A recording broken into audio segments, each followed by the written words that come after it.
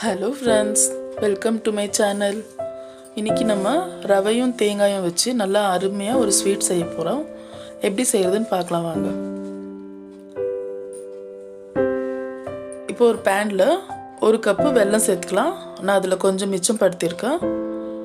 இப்போ இதுல ஒரு 1/2 கப் தண்ணி விட்டு நம்ம இத ஃபுல் கரைச்சிக்கலாம். ஏன்னா மண்ணு தூசு இருந்தா வந்துடும். நான் இதுல ஒரு 2 ஏலக்காய் சேர்த்து நல்லா கொதிக்க வச்சிருக்கேன். இப்போ இத நம்ம ஸ்ட்ரைன் பண்ணிக்கலாம்.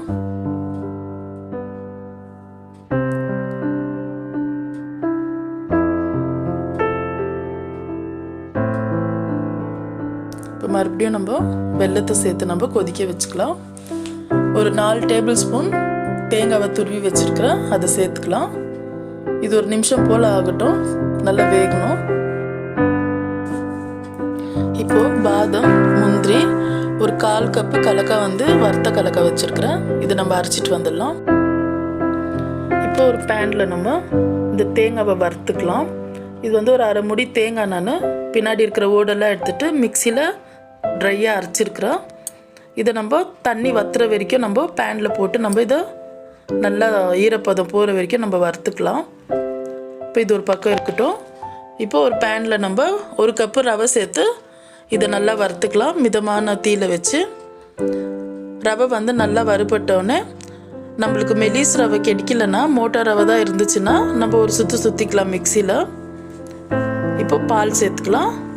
நான் தேங்காய் பால் சேர்த்துருக்குறேன். 1 கப்பு ரவிக்கு 2 கப்பு பால். நார்மல் பால் கூட சேர்க்கலாம். தேங்காய் பால் சேர்க்கறதுனால கொஞ்சம் நல்லா டேஸ்டாக இருக்கும். அதனால தேங்காய் பாலில் செஞ்சு பாருங்கள். இப்போ நம்மளுக்கு பாலெல்லாம் நல்லா வத்திடுச்சு பாருங்க. நம்மளுக்கு ரவையும் நல்லா வெந்துடுச்சு. இப்போ இந்த டைமில் 1 டீஸ்பூன் நம்ம நெய் சேர்த்து நல்லா இது நெய் எல்லா பக்கமும் படுற மாதிரி நம்ம மிக்ஸ் பண்ணிக்கலாம். ஸ்டவ் இப்போ ஆஃப் பண்ணிடலாம். நம்ம இது கை பொறுக்கிற சூடு வரைக்கும் இருக்கட்டும். இப்போ இதில் நம்ம வறுத்த தேங்காய் ஒரு 2 டேபிள் ஸ்பூன் சேர்த்துக்கலாம். இப்போ நம்ம அரைச்சி வச்ச முந்திரி பாதாம் சேர்த்துக்கலாம். இப்போ ஒரு 2 டேபிள் ஸ்பூன் பால் பவுடர் சேர்த்துக்கலாம். ஒரு 2 டேபிள் ஸ்பூன் சர்க்கரை அரைச்சி வச்சிருக்கிற அதை சேர்த்துக்கலாம். இதெல்லாம் சேர்த்து நம்ம நல்லா மிக்ஸ் பண்ணிக்கலாம். எல்லா மாவு பக்கம் படுற மாதிரி நல்லா மிக்ஸ் பண்ணி இதை நம்ம பிழிஞ்சு வச்சுக்கலாம். இப்போ நம்ம ஆரம்பத்திலே வெல்லமும் தேங்காயும் போட்டு பூர்ணம் ரெடி பண்ணோம் இல்லையா, அதை சின்ன சின்ன உருண்டையாக பண்ணி வச்சுக்கலாம். இப்போ ரவையை நம்ம கொஞ்சமாக கையில் எடுத்து இப்படி தட்டையாக பண்ணி நம்ம பூர்ணத்தை உள்ளே வச்சு இது ஒரு லட்டு ஷேப் கொடுக்கலாம். நம்ம பாருங்கள், இப்படி இதை மெதுவாக மடித்து இப்படி உருண்டையாக பண்ணி நம்ம தேங்காயில் இதை பெரட்டி வைக்கலாம். இப்போ இன்னொன்று எடுத்துக்கலாம். இது லட்டு ஷேப் இல்லாமல் நம்ம சிலிண்டர் ஷேப்பில் கூட நம்ம எடுத்துக்கலாம்.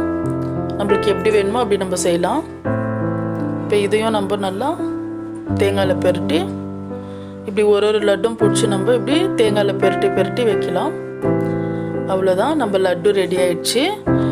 வீட்டில் ரவையும் தேங்காயும் இருந்தால் அருமையாக ஸ்வீட் செஞ்சிடலாம். ரொம்ப டேஸ்ட்டாக வீட்டில் இருக்கிற பொருட்களே வச்சு பசங்களுக்கு செஞ்சு கொடுங்க, ரொம்ப விரும்பி சாப்பிடுவாங்க. பாருங்கள், பார்க்குறதுக்கே எவ்வளோ நல்லா இருக்குது.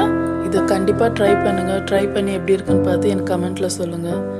அவ்வளோதான் ஃப்ரெண்ட்ஸ், இந்த வீடியோ உங்களுக்கு பிடிச்சிருந்தா லைக் பண்ணுங்கள், ஷேர் பண்ணுங்கள், மறக்காமல் சப்ஸ்கிரைப் பண்ணுங்கள். தேங்க்யூ.